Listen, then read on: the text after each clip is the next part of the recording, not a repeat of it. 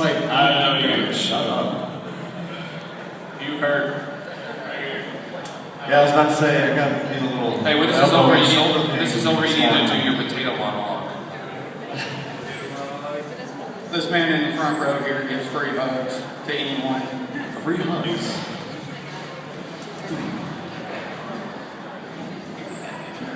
He looks like he should be working in a circus, like a strongman in a circus or something. Alright, let's get started. This is Collecting 101. We're basically gonna... You know, we've actually done Collecting 101 panels a lot. Should we move on to 102? Well, maybe. I don't know. 279. Why 79? That's what I thought about. No. So we're gonna do, okay, Collecting 201. Isn't that just the room number, or like 101, like a research course or something? Oh, but see, I didn't go to college. Make it 400 level. Could have fooled me. It's a graduate class, 400 level. Okay, so we'll give y'all some tips and tricks and some stories and stuff on collecting. Let's everyone introduce themselves if you want. We'll start down here on the very end. Alright, my name is David Sellers. That's pretty much it. Helped start Arthur Gamer Society, and I'm one of the guys that throwing this 4A today.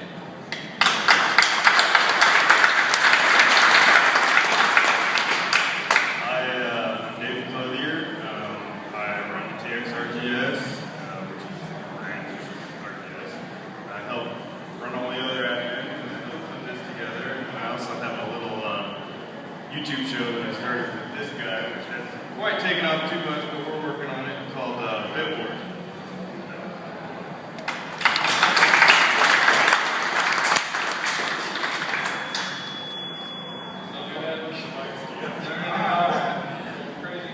Hi, I'm Ryan Ortowski. The whole work pro thing, I guess. On YouTube. I play games. It's fun. Sword Pro!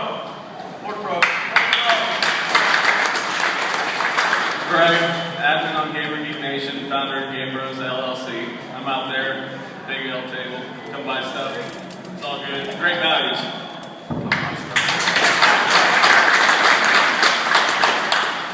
My name is Jay Hatfield, and this is... His hetero life mate. This is Billy. We do a show called Game Chasers. Basically, we go around looking for retro video games, flea markets, thrift stores, people's houses, your mom, stuff like that. And I'm going to plug our con if you don't mind. We started Retro Palooza last year, and we're doing it again this year in September in the Dallas-Fort Worth area. So, retropalooza.net.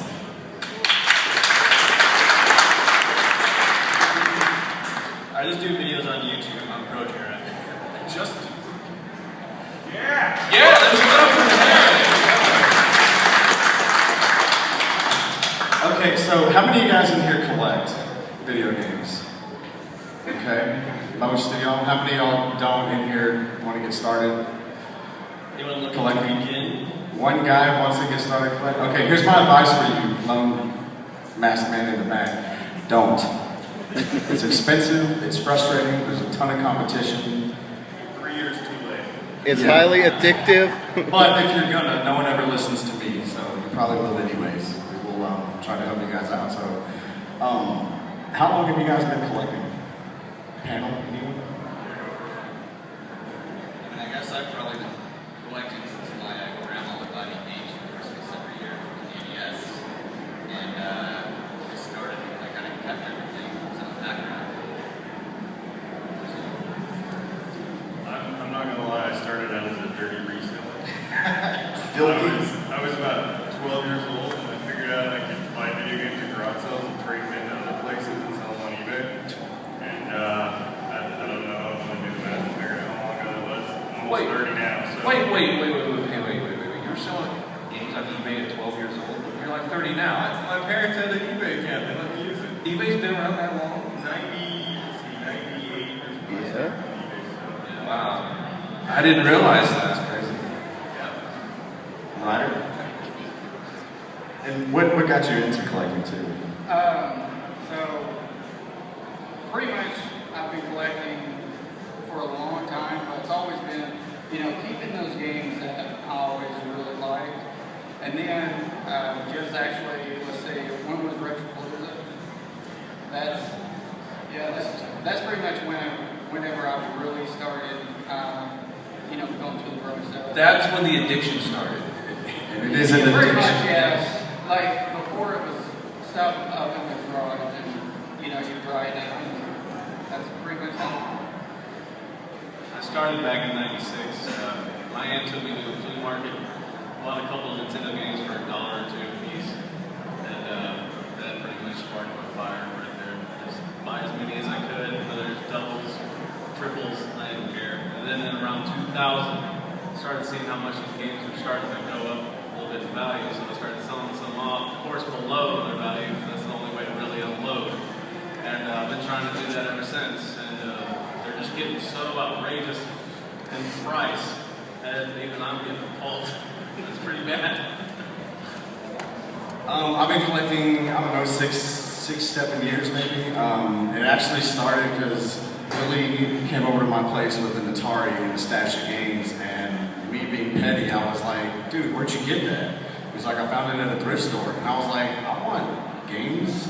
So it started there. Basically, I started with, you know, stuff I had growing up. It was like probably most everyone in this room. The new console came out, I got rid of my old stuff, and I regret it now. But, you know, just started with the Mario Brothers and the Mike Tyson's Punch-Outs and stuff like that. And before I knew it, I had 100 NES games, and now I'm at like 1,300 total games. So it's an addiction.